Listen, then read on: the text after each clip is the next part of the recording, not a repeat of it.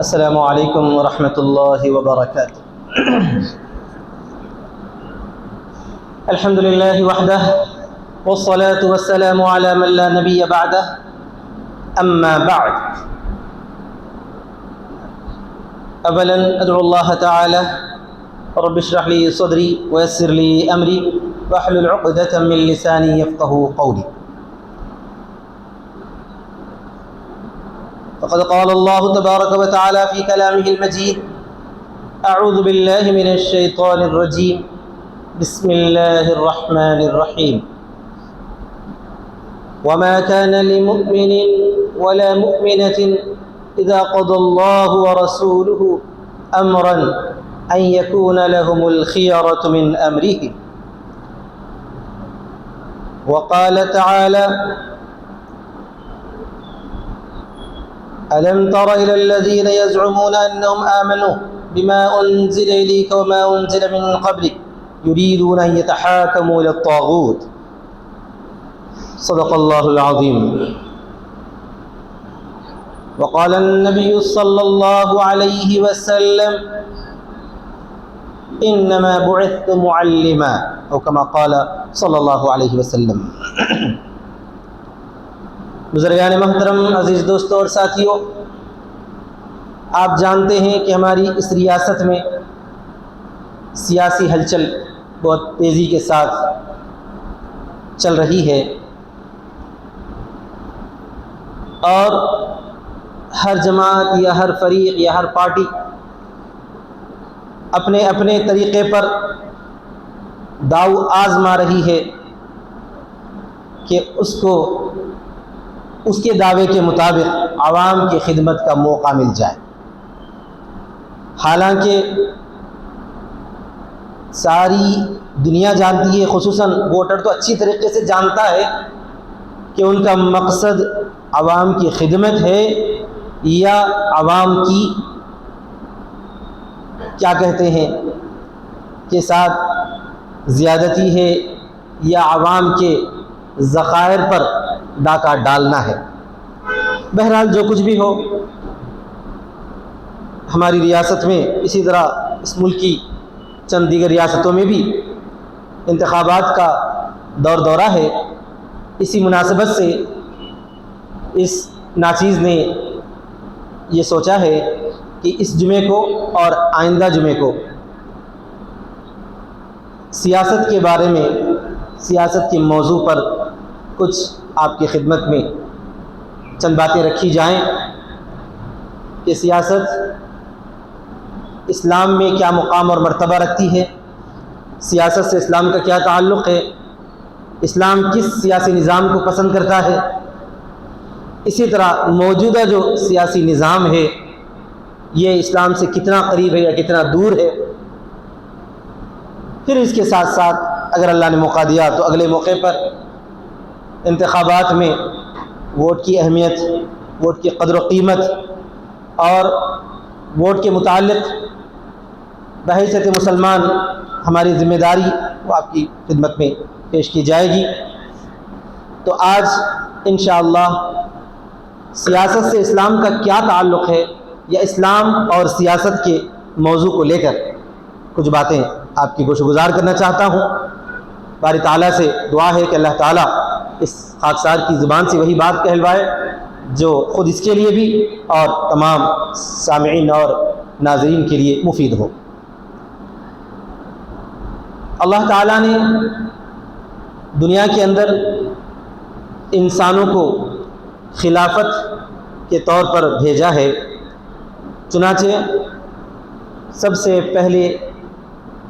شخص یا سب سے پہلے آدمی حضرت آدم علیہ السلام، اللہ تعالیٰ نے ان کو جب دنیا کے اندر جنت سے اتارا، نازل فرمایا، تو فرمایا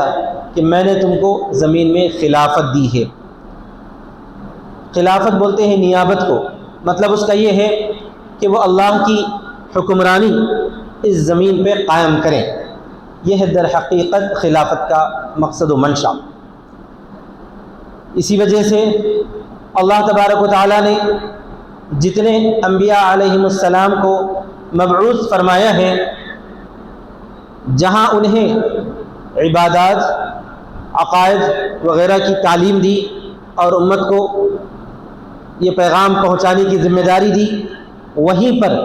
زندگی گزارنے کا سلیقہ اور طریقہ بھی بتایا، اور یہ بھی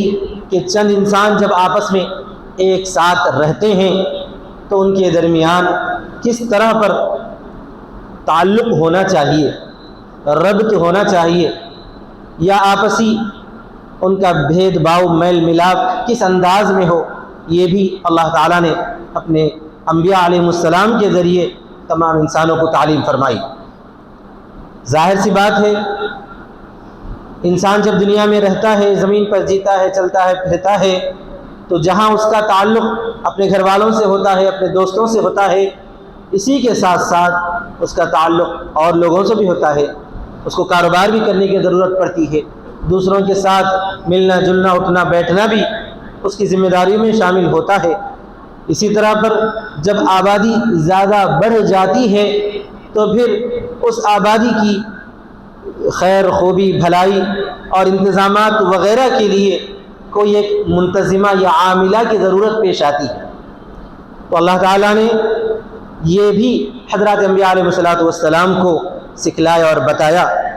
کہ لوگوں کو دنیا میں اس طرح پر رہنا چاہیے، ایک دوسرے کا اس طرح پر حق ادا کرنا چاہیے، دنیاوی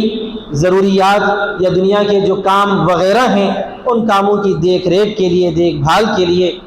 کچھ انتظامیہ ہو، کچھ عاملہ ہو، جو لوگ مل کر لوگوں کی بھلائی اور فلاح اور بہبودی یا ان کی ضروریات کے متعلق کام کر سکیں۔ یہ سلسلہ انبیاء علیہ السلام کے ذریعے بھی چل رہا ہے، اور جہاں جہاں انبیاء کی تعلیمات پہنچی ہیں وہاں پر اس سلسلے کو جاری اور ساری رکھا گیا ہے۔ جہاں انبیاء علیہ السلام کی تعلیمات پہنچی لیکن زمانے دراز کے بعد مٹ گئیں، ختم ہو گئیں، یا کچھ ایسے علاقے جہاں نبی کا پیغام تو پہنچا لیکن تعلیمات مکمل انداز میں اگر نہ پہنچی ہوں تو ہو سکتا ہے کہ وہاں پر اس علاقے میں لوگوں کے درمیان میل ملاپ یا رہن سہن کا یا انتظامات وغیرہ کا ایک قبائلی دستور یا نظام برسا برس سے ہزاروں سالوں سے اس دنیا میں چل رہا ہے۔ قبائلی نظام یا ٹرائبل جو بھی طریقہ کار ہے اس کے اندر یہ ہوتا ہے کہ کوئی قبیلے کا ایک ذمہ دار ہوتا ہے، ایک لیڈر ہوتا ہے، اس کے ماتحت پورے کا پورا قبیلہ رہتا ہے، اور قبیلے کا لیڈر یا ذمہ دار جس چیز کو اپنی زبان سے کہہ دیتا ہے وہی اس کا قانون مان لیا جاتا ہے۔ نہ وہاں پر نہ کوئی دستور رہتا ہے، نہ کوئی ان کے پاس قانون کی کتاب موجود ہوتی ہے، بلکہ جو بھی اس قبیلے کے لیڈر نے یا اس کے قائد نے یا زعیم القبیلہ کہا جاتا تھا، اس قبیلے کے ذمہ دار نے جو بھی من میں آیا وہ فیصلہ کر دیا، جس کو چاہا زندہ چھوڑ دیا یا جس کو چاہا مار دیا، یہ جو ہے اس کی طرف سے احسان و سلوک سمجھا جاتا تھا۔ چنانچہ آپ نے وہ واقعہ بھی پڑھا ہوگا، سنا ہوگا کہ حضرت ابراہیم علیہ السلام نے جب بادشاہ کے دربار میں پہنچ کر اس کو دعوت دی تو اس نے اللہ تعالیٰ کے متعلق سوال کیا کہ وہ کیسا ہے، تو ابراہیم علیہ السلام نے فرمایا کہ ربی الذی یحیی و یمیت، میرا رب وہ ہے جو زندہ کرتا ہے اور مارتا ہے، جلانا اور مارنا میرے رب کا کام ہے۔ تو اس بادشاہ نے، جس کے بارے میں مفسرین نے لکھا ہے کہ اس کا نام نمرود یا نمروز تھا، اس نے کہا کہ وہ تو میں بھی کرتا ہوں۔ یہ کہتے ہوئے دو آدمیوں کو بلایا، ایک کو مار دیا اور دوسرے کو زندہ چھوڑ دیا۔ اس نے کہا کہ دیکھو میں نے بھی ایک کو مار دیا، ایک کو زندہ کر دیا۔ اس غبی کو یا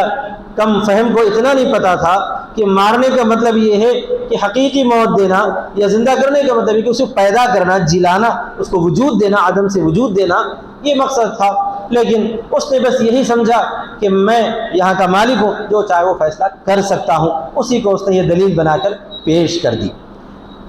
تو خیر آگے واقعہ ہے کہ ابراہیم علیہ السلام نے پھر دوسری دلیل یہ دی کہ میرا رب وہ ہے جو سورج کو مشرق سے نکالتا ہے، اگر تو بھی رب ہونے کا دعویٰ کرتا ہے تو ذرا سورج کو غروب ہونے کی جگہ سے نکال کر بتا دے۔ فبہت الذی کفر، تو اس وقت کافر اور جو مغرور بادشاہ تھا نمرود، وہ جو ہے حیران اور مبہوت ہو کر رہ گیا۔ تو قصہ مختصر یہ کہ قبائلی نظام کے اندر کوئی قانون، کوئی ضابطہ، کوئی جو ہے لکھی ہوئی کتاب موجود نہیں رہتی تھی، جو بھی جو ہے قبیلے کے لیڈر کے ذہن میں آ گیا اسی کو وہ فیصلہ سمجھا جاتا تھا، چاہے وہ کسی پر شب خون مارنا ہو، چاہے کسی کی جان لے لینا ہو، چاہے جو ہے کسی کو سزا دینی ہو، کسی سے جو ہے بدلہ لینا ہو، یا کسی کو دیت ادا کرنی، کچھ بھی ہو۔ لیکن اللہ تعالیٰ نے انبیاء علیہ السلام کے ذریعے جو تعلیمات امت کے پاس پہنچائیں، یا جو ہے انسانوں کے سامنے اللہ تعالیٰ نے جو پیغام دیا، اس پیغام کے اندر اس بات کو اچھی طریقے سے رکھ دیا گیا،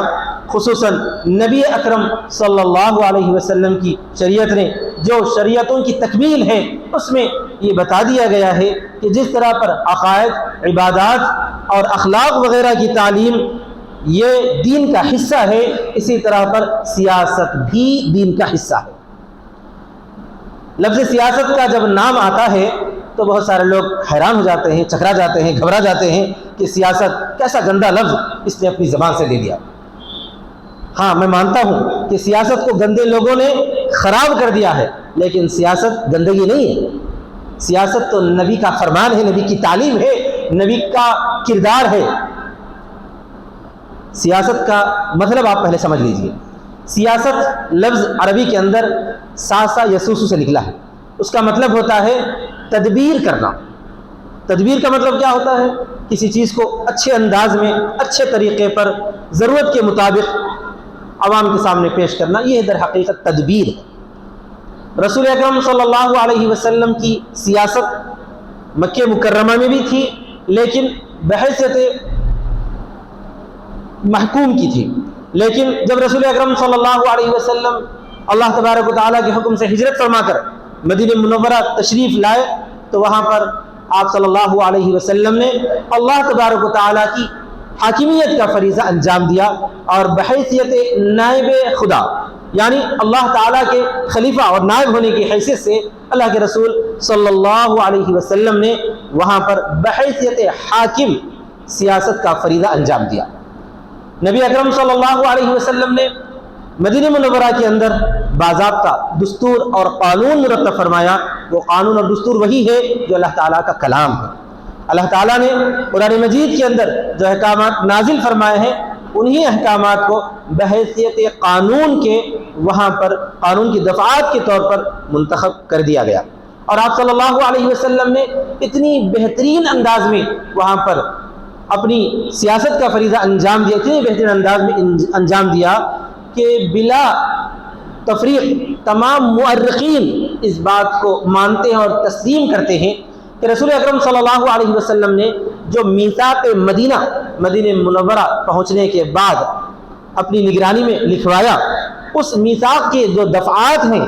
ان دفعات کو دنیا کا سب سے پہلا قانونی دستاویز کا رتبہ حاصل ہے۔ آپ نے اندازہ لگایا، میثاق مدینہ پوری دنیا میں سب سے پہلا لکھا جانے والا قانونی دستاویز ہے۔ اس سے پہلے جیسا کہ ابھی میں نے عرض کیا کہ قانون باضابطہ لکھی ہوئی شکل میں، تحریر کی شکل میں موجود نہیں تھا۔ بعض مرتبہ کچھ کسی سے معاہدہ ہوتا تھا، اس کو لکھ دیتے تھے، بات ختم ہو جاتی تھی۔ بعض مرتبہ قبیلے کے ذمہ دار نے، لیڈر نے جو بول دیا وہی قانون ہے۔ ساسانی اور بازنطینی اس وقت بڑی بڑی سلطنتیں تھیں، ان کے پاس باضابطہ قانون موجود نہیں تھا۔ تورات اور تلمود کا قانون کتابوں کے اندر تو موجود تھا، لیکن اس کو عملاً پیش کرنے کے لیے کوئی بادشاہ، کوئی بازنطینی سلطنت یا کوئی ساسانی حکومت اپنے ان قوانین کو باضابطہ دستاویز کی شکل میں نافذ کرنے کو پسند نہیں کرتی تھی۔ تو رسول اکرم صلی اللہ علیہ وسلم نے جو قانون دستاویز کی شکل میں سب سے پہلے لکھایا وہ ہے میثاق مدینہ۔ اصل قانون تو اللہ تعالیٰ کا کلام ہے، قرآن مجید ہی ہے۔ اسی قرآن مجید کے قانون کو نافذ کرنے کے لیے جو دستاویز آپ صلی اللہ علیہ وسلم نے لکھوائی وہ ہے میثاق مدینہ، جس کے اندر ہر ایک کے حقوق کی پوری رعایت رکھی گئی ہے، اور سیاسی نمائندوں کو جو بھی سیاست کے اندر شامل ہو کر قوم کی نمائندگی انجام دینا چاہتے ہیں، ان کے لیے اس میں اتنی بہترین تعلیم ہے کہ رسول اکرم صلی اللہ علیہ وسلم نے نہ صرف یہ کہ وہاں رہنے والوں کے حقوق بیان فرمائے، بلکہ وہاں رہنے والی جو اقلیتیں ہیں ان کے حقوق بھی بیان فرما دیے گئے، اور ان کی جو ذمہ داریاں ہیں وہ بھی ذکر کی گئی، اور ان کے اوپر جو قانون لاگو ہوتے ہیں ان کو بھی بیان کر دیا گیا۔ مثال کے طور پر جتنے مسلمان مدینہ منورہ کے اندر آباد ہیں ان تمام مسلمانوں کی ذمہ داریاں یہ دی گئی ہیں کہ یہ مسلمان اپنے اسلام پر برقرار رہیں اور کسی بھی غیر مسلم کے ساتھ کوئی زیادتی ظلم نہ کریں، چھیڑ چھاڑ نہ کریں۔ اسی طرح پر سالانہ جو ہے ان سے زکوٰۃ وغیرہ وصول کی جائے گی، اور ہمارے جو غیر مسلم یہاں پر رہنے والے ہیں ان تمام غیر مسلمین سے زکوٰۃ نہیں دی جائے گی، بلکہ ان سے جزیہ وصول کیا جائے گا، اور اس کی ذمہ داری کے طور پر ان کی حفاظت ملت اسلامیہ کی ذمہ داری ہوگی۔ اور اسی طرح پر یہ بھی بتا دیا گیا ہے کہ اگر باہر سے کسی طرح کا حملہ مدینہ منورہ پر ہوتا ہے تو اس میثاق کے اندر شامل تمام لوگوں کی ذمہ داری ہوگی کہ وہ دشمن کا دفاع کریں گے، مدینے کا دفاع کریں گے اور دشمن سے مقابلہ کریں گے، جس میں تمام مسلمان بھی شریک ہوں گے، غیر مسلم بھی شریک ہوں گے۔ اگر جو ہے کسی غیر مسلم پر زیادتی ہوگی تو مسلمان جو بھی زیادتی کرنے والا ہوگا اس کو سزائیں دی جائیں گی۔ یہ تمام چیزیں باضابطہ دستاویز کی شکل میں، قانون کی شکل میں لکھوا دی گئی ہیں۔ اسی کے ساتھ ساتھ ایک اہم بات یہ بھی ہے کہ رسول اکرم صلی اللہ علیہ وسلم نے مدینہ منورہ میں ایسی سیاست قائم فرمائی کہ آپ نے مدینہ منورہ میں ایک رجسٹر بھی بنوایا، اور وہ ایسا رجسٹر تھا جس میں مدینے کی پوری آبادی کی جو ہے تفصیلات درج تھیں کہ کس مکان کے اندر کتنے افراد رہتے ہیں، کتنے بڑے ہیں، کتنے بچے ہیں، کتنے مرد ہیں، کتنی عورتیں ہیں، اور مسلمان کتنے ہیں، غیر مسلم کتنے ہیں۔ اور میں آپ کو یہ بھی بات بتاؤں کہ وہ دنیا کا سب سے پہلا بلدیاتی رجسٹر تھا، دنیا کا سب سے پہلا بلدیاتی رجسٹر تھا۔ اس سے پہلے بلدیہ کا کوئی رجسٹر جو ہے دنیا کے اندر موجود ہی نہیں تھا، لکھنے کا کوئی رواج ہی نہیں تھا۔ تو آپ اس سے اندازہ لگائیے سیاست کی کتنی عمدہ اور بہترین تعلیم رسول اکرم صلی اللہ علیہ وسلم نے ہم کو دی ہے۔ قانونی شکل کے اندر میثاق مدینہ لکھایا گیا ہے، بلدیاتی نظام کے تحت باضابطہ رجسٹر بنایا گیا ہے، اس کے اندر تمام تر تفصیلات درج ہیں۔ آج زمانہ اتنا ترقی کر چکا ہے، اس کے باوجود بھی دنیا کے نہیں بلکہ اس ملک کے مختلف علاقے ایسے ہیں جہاں پر جو ہے بچے پیدا بھی ہو رہے ہیں، بڑے بھی ہو رہے ہیں، موتیں بھی ہو رہی ہیں، لیکن جو ہے ہماری بلدیہ کی وہاں تک پہنچ بھی نہیں ہے۔ بلدیہ کوشش کرتی ضرور ہے کہ جتنے بچے پیدا ہوتے ہوں ان تمام کو جو ہے درج رجسٹر لایا جائے، جتنی وفات ہوتی ہوں ان کو بھی جو ہے ان کا صداقت نامہ موت جاری کیا جائے وغیرہ وغیرہ، یہ اپنی جگہ ہے، لیکن اس کے باوجود بہت ساری چھوٹ ہو جاتی ہے، بہت ساری چیزیں رہ جاتی ہیں، کئی لوگوں کے نام رجسٹر میں آتے ہی نہیں ہیں۔ آج بھی کتنے ایسے بچے ہمارے پاس موجود ہوں گے جن کے پاس جو ہے پیدائشی سرٹیفکیٹ نہیں ہے، برتھ سرٹیفکیٹ موجود نہیں ہے، اندازہ لگائیے۔ تو بہرحال میں عرض کر رہا تھا کہ رسول اکرم صلی اللہ علیہ وسلم کی جو سیاست ہے وہ در حقیقت یہ ہے کہ اللہ کا حکم دنیا کے اندر نافذ کرنا، اللہ تبارک و تعالیٰ کے فرمان کے مطابق فیصلے کرنا۔ اسی طرح پر جو غیر مسلمین ہیں انہیں اس بات کی پوری اجازت دی گئی ہے۔ یہود ہے مثال کے طور پر، رسول اکرم صلی اللہ علیہ وسلم کی خدمت میں ایک معاملہ لے کر حاضر ہوئے کہ ہمارے خاندان کی خاتون نے چوری کی ہے، اس بارے میں کیا حکم ہے؟ تو آپ صلی اللہ علیہ وسلم نے فرمایا تورات لائیے، اسی کے مطابق تم فیصلہ کر لو۔ تو اسلامی سیاست کے اندر یہاں تک بھی چھوٹ دی گئی ہے کہ جو غیر مسلمان ملک میں رہتے ہیں ان غیر مسلموں کو کھلی اجازت ہے کہ وہ اپنے دین کے معاملات میں، اپنے حدود کے معاملات میں، سزاؤں کے معاملات میں بھی اپنی کتاب کے یا اپنے قانون کے مطابق فیصلہ کر سکتے ہیں، ان کو اس بات کی اجازت دی گئی ہے۔ تو یہ ہے اسلامی سیاست۔ تو اسلامی سیاست کا خلاصہ اللہ تبارک و تعالیٰ کا حکم اللہ کی سرزمین پر نافذ کرنا۔ اللہ ہی کے حکم کے اندر یہ بات بھی شامل ہے کہ جو مسلم مملکت میں رہنے والے غیر مسلمین ہیں ان کو جو ہے ان کے مطابق اجازت دی گئی ہے، ان پر حجت پوری کر دی گئی ہے، تام کر دی گئی ہے کہ ایمان لا لو تو محفوظ ہو جاؤ گے، اگر لانا نہیں چاہتے ہو تو جزیہ ادا کر کے ایک مسلم مملکت کے ماتحت ایک عام شہری بن کر رہ سکتے ہو، دوسرے درجے کے شہری نہیں بلکہ اچھے شہری، ایک پروقار شہری بن کر زندگی گزار سکتے ہو۔ سالانہ جس طرح مسلمان زکوٰۃ ادا کریں گے اس طرح تم کو جو جزیہ ادا کرنے کی ذمہ داری ہوگی، بقیہ تمام تر جو ہے قوانین وغیرہ میں تم ماتحت ہو۔ یہ جو ہے اسلامی سیاست کا طریقہ کار ہے۔ پھر سیاسی نظام اسلام کا کیسا ہوتا ہے؟ اسلام میں سیاسی جو نظام ہوتا ہے وہ شورائی نظام ہے۔ شورائی نظام کا مطلب یہ ہوتا ہے کہ اللہ کے رسول صلی اللہ علیہ وسلم کی حیات مبارک تک آپ کی حیثیت حاکم مدینہ منورہ کی اور حاکم وقت کی بھی تھی کہ آپ صلی اللہ علیہ وسلم اللہ تعالیٰ کا حکم دنیا کے اندر نافذ فرمایا کرتے تھے۔ پھر آپ صلی اللہ علیہ وسلم نے اپنے بعد جو نصیحتیں اور وصیتیں فرمائی ہیں وہ اس کا خلاصہ یہ ہے کہ اسلامی جو سیاست ہوگی وہ شورائی نظام کے تحت ہوگی۔ چنانچہ رسول اکرم صلی اللہ علیہ وسلم کے دنیا سے تشریف لے جانے کے بعد حضرات صحابہ اکرام رضی اللہ تعالی عنہم نے شورا کے ذریعے حضرت ابو بکر صدیق رضی اللہ تعالیٰ عنہ کو خلافت کی ذمہ داری سپرد فرمائی۔ رسول اکرم صلی اللہ علیہ وسلم نے اپنی حیات مبارکہ میں چند اشارے دیے تھے کہ آپ صلی اللہ علیہ وسلم نے اپنی حیات میں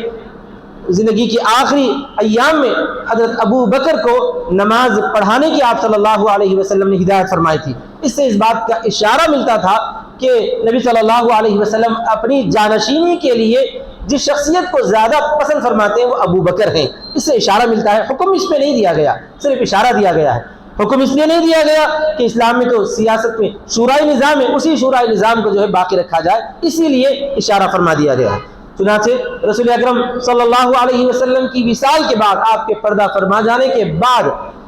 معاملہ یہ ہوا تھا کہ سقیفہ بنی ساعدہ ایک مقام تھا، وہاں پر حضرات انصار رضی اللہ تعالی عنہم جمع تھے اور انہوں نے آپس میں گفتگو کی کہ اب نبی صلی اللہ علیہ وسلم دنیا سے جا چکے ہیں، اب آپ کے بعد اس ذمہ داری کو، اس سیاسی ذمہ داری کو، دنیا کی جو امامت کی ذمہ داری ہے اس کو جو ہے کون نبھائے گا، جو ہے دین کا بھی قائد ہو اور امامت کی بھی ذمہ داری نبھائے اور احکامات کو نافذ کرے۔ تو رسول اکرم صلی اللہ علیہ وسلم کی وفات کے بعد تو اس کی ضرورت پڑے گی ہی۔ تو انصار نے یہ آپس میں سوچا، یہ آپس میں یہ مشورہ ہو رہا تھا کہ چونکہ نبی صلی اللہ علیہ وسلم جو ہے ہمارے پاس آئے ہیں اور یہاں پر انصار کی تعداد زیادہ ہے، لہذا آپ کا جو خلیفہ یا نائب ہو وہ انصار ہی میں سے کوئی ہو۔ اس کی اطلاع حضرت ابو بکر عمر رضی اللہ تعالی عنہما کو پہنچی۔ یہ دونوں حضرات وہاں پر تشریف لے گئے۔ حضرت ابو بکر رضی اللہ تعالی عنہ نے جب یہ صورتحال دیکھی تو انہوں نے حضرات انصار رضی اللہ تعالی عنہم کے فضائل بیان فرمائے، اسی طرح مہاجرین کے بھی فضائل بیان فرمائے، ساتھ میں یہ بات تعلیم فرمائی کہ رسول اکرم صلی اللہ علیہ وسلم کی جانشینی، آپ صلی اللہ علیہ وسلم کی خلافت در حقیقت جو ہے مہاجرین میں ہونا زیادہ بہتر ہے، اس لیے کہ قریشی لوگ جو ہے مہاجرین ہی، قریشیوں ہی کی خلافت کو یا ذمہ داری کو، یہ امامت کو مانتے ہیں، تسلیم کرتے ہیں، اور نبی صلی اللہ علیہ وسلم نے مہاجرین کے جو فضائل بیان فرمائے ہیں وہ در حقیقت انصار کے مقابلے میں ظاہر سی بات ہے سب سے جو پہلے ایمان لانے والے وہی لوگ ہیں۔ عسرت کے زمانے میں انہوں نے مدد فرمائی وغیرہ وغیرہ، ان تمام باتوں اور تفصیلات کو دیکھ کر حضرات انصار صحابہ رضی اللہ تعالیٰ عنہ نے یقیناً اس بات کو تسلیم کر لیا اور مان لیا، اور انہوں نے جو کچھ سوچا تھا وہ جو ہے وہ اپنے ذہن سے انہوں نے نکال دیا۔ پھر اس کے بعد حضرت عمر رضی اللہ تعالیٰ عنہ آگے بڑھے اور حضرت ابو بکر رضی اللہ تعالیٰ عنہ کے ہاتھ پر بیعت کی۔ یہ جو ہے ذمہ داری سپرد کرنے کا ایک مبارک طریقہ کار ہے، اسے بیعت کہتے ہیں۔ اللہ تعالیٰ نے قرآن مجید میں بھی بیعت کا ذکر فرمایا ہے، ارشاد فرمایا کہ یا ایھا النبی اذا جاءک المؤمنات یبایعنک، اے نبی صلی اللہ علیہ وسلم مومن عورتیں جب آپ کے پاس آئیں تو وہ آپ سے بیعت کرنے کے لیے تو آپ ان سے بیعت کر لیجئے۔ تو خلاصہ یہ ہے کہ یہ جو ہے خلافت کی بیعت ہے کہ حضرت ابو بکر رضی اللہ تعالیٰ عنہ کو خلیفہ تسلیم کر لیا گیا، اس وقت جتنے لوگ موجود تھے انہوں نے بھی بیعت کر لی۔ اسی کے ساتھ ساتھ جب مسجد نبوی وہ دونوں حضرات تشریف لائے تو مسجد نبوی میں اعلان کیا گیا تو سبھی لوگوں نے، نمائندوں نے اپنے قبیلے یا اپنی جو ہے خاندان کی جانب سے نمائندگی کرتے ہوئے بیعت کر لی۔ تو اسلامی طرز خلافت اور اسلامی سیاسی نظام اس انداز کا ہوتا ہے کہ اس میں بیعت ہوتی ہے۔ بیعت جو ہے کوئی بڑا آدمی، کوئی ذمہ دار جو ہوتا ہے اپنی پوری جو ہے قوم کی جانب سے یا اپنے خاندان کی جانب سے، یا جو ہے کسی مسجد کا ذمہ دار ہو تو اپنے مسجد کی تمام مصلیان کی جانب سے بیعت کیا کرتا تھا۔ اسی کو جو ہے اسلامی شورائی نظام کہا جاتا ہے۔ اسلامی شورائی نظام کے اندر بہت ساری خوبیاں ہیں، اس میں جو ہے کوئی طاقت کے بل بوتے پر حاکم نہیں بن سکتا، اسی طرح کوئی جو ہے خاندانی وراثت کے بل بوتے پر حاکم نہیں بن سکتا، لیکن اسلامی شورائی نظام دنیا کے اندر سب سے عمدہ اور اچھا نظام ہے۔ قائم نہیں اس کو کیا گیا، چند سال گزرے اسلامی جو سیاسی نظام ہے وہ ختم کر دیا گیا، پھر اللہ تعالیٰ نے خلافت کی کسی کو جو ہے توفیق دی، انہوں نے خلافت کا نظام قائم کیا، پھر تھوڑے سالوں کے بعد وہ بھی ختم ہو گیا۔ لیکن اب دنیا میں جو کچھ ہمیں نظر آتا ہے، ہو سکتا ہے کہیں کہیں خال خال دو چار چھوٹے چھوٹے ایسے ملک ہوں گے جہاں پہ جو ہے خلافت کا یا اسلامی سیاسی نظام قانونی طور پر موجود ہوگا، قرآن مجید اور حاکمیت اسلام خدا کے مکمل عین مطابق ہوگا، وہ بہت ہی کم جگہوں پر ہوگا، لیکن عام طور پر یا تو بادشاہت نظر آتی ہے یا پھر دوسرا نظام جس کو ہم جمہوری نظام کہتے ہیں وہ نظر آتا ہے۔ بادشاہت کے اندر کیا خرابیاں ہیں وہ تو سبھی لوگ جانتے ہیں، ہو سکتا ہے کہ اس میں کچھ اچھائیاں ان لوگوں کو نظر آتی ہو جو ہے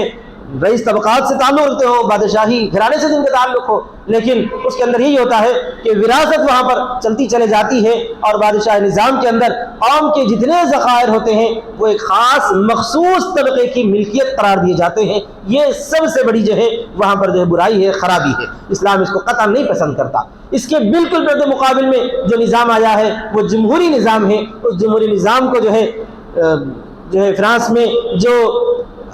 وہ چلی تھی، احتجاج ہوا تھا، اسی کے نتیجے کے اندر اس جمہوری نظام کو جو ہے پوری دنیا نے تقریباً قبول کر لیا ہے۔ یہاں تک کہ مسلمان ملکوں میں بھی اسی جمہوری نظام کو اختیار کر لیا اور اس کا ایک نیا نام دے دیا کہ یہ اسلامی جمہوریہ ہے۔ جیسے آپ دیکھتے ہوں گے اسلامی جمہوریہ ایران ہے، اسلامی جمہوریہ پاکستان ہے، اسی طرح مختلف ملکوں کے اندر بھی نام دیا جاتا ہے اسلامی اور ساتھ میں جمہوریہ قرار دیا جاتا ہے۔ جمہوری نظام کے اندر کیا ہوتا ہے؟ ہر عام آدمی کو کسی کو منتخب کرنے، رائے دینے کا حق حاصل ہوتا ہے۔ اسلامی جو سیاسی نظام ہے اس کے اندر ہر عام آدمی کو نہیں بلکہ ذمہ داروں کو جو ہے باضابطہ الیکٹرل کالج ہوتا ہے، اس میں ذمہ داروں کو جو ہے رائے دینے کا حق حاصل ہوتا ہے، جو سیاست کو سمجھتے ہیں، شریعت کو سمجھتے ہیں، جو ہے خوف خدا رکھنے والے ہیں، ویسوں کو پوری قوم کی نمائندگی کی طرف سے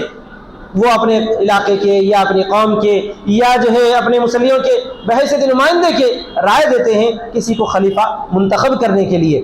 لیکن جمہوری نظام کے اندر یہ ہوتا ہے کہ ہر عام آدمی کو بھی، چاہے وہ پڑھا لکھا ہو، چاہے ان پڑھ ہو، چاہے وہ سیاست کو کچھ بھی نہیں سمجھتا ہو، یہاں تک کہ اس کو نام بھی پڑھنا نہ آتا ہو، اسے بھی جو ہے نشان دیکھ کر کسی کو منتخب کرنے کا، کسی کو رائے دینے کا حق حاصل ہے۔ اگر ہم دیکھیں تو یہ جو ہے غیر مسلم ممالک کے اندر جہاں جیسے کہ ہم یہاں پر رہتے ہیں، اس اعتبار سے ایک طرح سے بہتر نظر آتا ہے کہ چلو ہمیں بھی اپنی رائے دینے کا حق حاصل ہے، لیکن اس اعتبار سے بہت بڑا نقصان نظر آتا ہے کہ یہاں پر کوئی بھی آدمی اپنی طاقت کے بل بوتے پر یا جو ہے اپنے مذہب کے بل بوتے پر یا اسی طرح پر جو ہے اپنے پیسے کے بل بوتے پر دوسروں کو اپنا ماتحت کر کے، دوسروں کو اپنے جو ہے زیر نگین کر کے، اپنی جماعت کی روشنی کے اندر یا اپنی جماعت کی طرف بلا کر اپنے جو ہے جمگٹا ایک ساتھ کر کے دوسروں کو جو ہے کمزور کر سکتا ہے۔ چنانچہ بہت ساری جگہوں پر ایسا دیکھنے میں آتا ہے کہ جو ہے بہت سارے لوگ اپنی اپنی جماعت کے نام سے، علاقہ واریت کے نام سے، مذہبی فرقہ واریت کے نام سے بھڑکاتے ہیں، لوگوں کو قریب کرتے ہیں اور جو ہے اپنا سیاسی جو مقصد ہے اسی کو حاصل کرتے ہیں، طاقت کے بل بوتے پر، پیسے کے بل بوتے پر، غنڈہ گردی کے بل بوتے پر، کسی بھی انداز میں اپنا مقصد حاصل کرتے ہیں۔ اسی وجہ سے لوگ آج سیاست کے نام کو گالی سمجھتے ہیں، برا سمجھتے ہیں، گندگی سمجھتے ہیں۔ یہاں تک کہ بہت سارے لوگوں نے ایسی بھی مثالیں گھڑ لی ہیں یا کہہ دی ہیں کہ جو ہے جب انہیں اسمبلی کی تصویر دکھائی جاتی ہے تو کہتے ہیں کہ ایسا مقام ہے جہاں اچھے لوگوں کا داخلہ منع ہے، حالانکہ سب سے اچھے لوگ وہاں پر جانے چاہیے۔ ہوا یہ کہ نقصان کہ اچھے لوگ جو ہے اس راستے سے دور رہ گئے، لہذا پورے برے لوگوں کا وہاں پر جمگٹھا ہو گیا، یا اچھے لوگوں نے یہ سمجھا کہ یہاں پر تو ہم جا نہیں سکتے، اگر جائیں گے بھی تو انہی میں ڈھل جانا ہوگا، چنانچہ بعض اچھے لوگ بھی ہمت کر کے چلے جاتے ہیں، لیکن جو ہے وہاں جا کر ان کے ساتھ یہ بھی برائی کے اندر مل جاتے ہیں۔ ایسے ہی جیسا کہ جو ہے نمک کی کان میں کوئی جانور گھس گیا تو وہ بھی جو ہے نمک کے اندر تبدیل ہو جاتا ہے، یہی حال ہوتا ہوا نظر آ رہا ہے۔ ان سب کے باوجود اس بات کو ماننا پڑتا ہے کہ آج کل یہاں پر ہمارے اس ملک میں جمہوری نظام جو چلا ہوا ہے یہ کسی نہ کسی درجے میں ہمارے لیے غنیمت ہے، اور اس غنیمت کو جو ہے ہم اس اعتبار سے جو ہے اہمیت دیتے ہیں کہ ہمیں ووٹ کا حق حاصل ہے۔ ہم بھی یہاں کے معزز شہری ہونے کے ناطے کسی کو بھی جو منتخب کرنے کا چونکہ ہم کو اختیار ہے اور ہمیں اس بات کا حق حاصل ہے، تو لہٰذا ہم کو چاہیے کہ ہم ضرور اس ووٹ کے حق کو استعمال کریں۔ میں شروع میں عرض کر چکا ہوں، ایک مسلمان کے لیے اصل نظام تو اسلامی سیاسی نظام ہے، وہی ہمارا ایمان ہے، وہی ہمارا عقیدہ ہے۔ اگر ہم کو موقع ملے تو سب سے پہلے وہی نظام کو ہم تسلیم کریں گے، مان لیں گے۔ لہذا ہمارا یہ پیغام ہے، ہماری یہ دعوت ہے کہ جتنے مسلم ممالک ہیں وہ تمام مسلم ممالک بادشاہت کو چھوڑ دیں، اسلامی شورائی نظام کو قائم کریں، جمہوریت کو چھوڑ دیں، اسلامی شورائی نظام کو قائم کریں۔ جہاں غیر مسلمین ممالک ہیں تو وہاں پر مسلمان جو ہے بحیثیت معاہد کے رہتے ہیں، تو وہاں پر ہم اپنا اسلامی سیاسی نظام کو قائم نہیں کر سکتے۔ تو زیادہ سے زیادہ وہاں کا جو جمہوری نظام ہے اگر وہ ہم پر ظلم نہ کرتا ہو تو اس جمہوری نظام کے اندر ہم برابر جو ہے حصہ لیں گے، تاکہ ہمارے جو اقلیتی حقوق ہیں وہ حقوق باقی رہے، ہم ان حقوق پر برقرار رہیں گے۔ اگر زیادتی بھی ہو تو قانونی درجے کے اندر اس زیادتی کے خلاف ہم آواز اٹھائیں گے اور ہمارے حقوق حاصل کرنے کی کوشش کریں گے۔ انہی حقوق میں ہے ووٹ کا حق، کہ ہمیں اس بات کا پورا اختیار ہے کہ ہم کسی کو بھی جو ہے اسمبلی کو بھیج سکتے ہیں، پارلیمنٹ کو بھیج سکتے ہیں۔ لہذا سب سے پہلی تمام مسلمانوں کی یہ ذمہ داری ہے کہ جو بھی الیکشن کے اندر ووٹر لسٹ میں شامل ہیں ان سب کو ووٹ کا حق ضرور اختیار کرنا چاہیے، ووٹ کا حق حاصل کرنا چاہیے۔ ہم میں کوئی غفلت نہیں ہونی چاہیے کہ ہم اس دن جو ہے یہ سمجھ کر کہ آج نل کا دن ہے ہم ووٹ ڈالنے نہیں جائیں گے، جیسا کہ ہماری بہنیں عام طور پہ کہتی ہیں کہ نہیں آج نل کا دن ہے، ہمیں جو بہت سارا کام ہے، ہم آج ووٹ ڈالنے نہیں آتے۔ یہ جو ہے نہ ہماری بہنیں سمجھیں، نہ ہمارے مرد احباب جو ہے غفلت، سستی اور کاہلی سے اتنی دیر نہ لگا دیں کہ جس کی وجہ سے ہم پہنچے تک وہاں پر جو ہے گیٹ بند ہو جائے، بلکہ اثر نو سب سے پہلا کام جس دن الیکشن ہو، انتخابات ہو، اس دن سب سے پہلا ہمارا کام یہ ہونا چاہیے کہ ہم سب سے پہلی ذمہ داری آج فجر کی نماز پڑھتے ہی ووٹ ڈالنے جائیں گے، یہ کہتے ہوئے جو ہے پولنگ اسٹیشن پہنچے اور ووٹ ڈال کر حاصل کریں، ووٹ ڈال کے جو اپنا حق حاصل کریں۔ اور الحمدللہ یہ ذمہ داری جب سے اس ناچیز کو جو ووٹ کا حق ملا ہے اس تاریخ سے اب تک بھی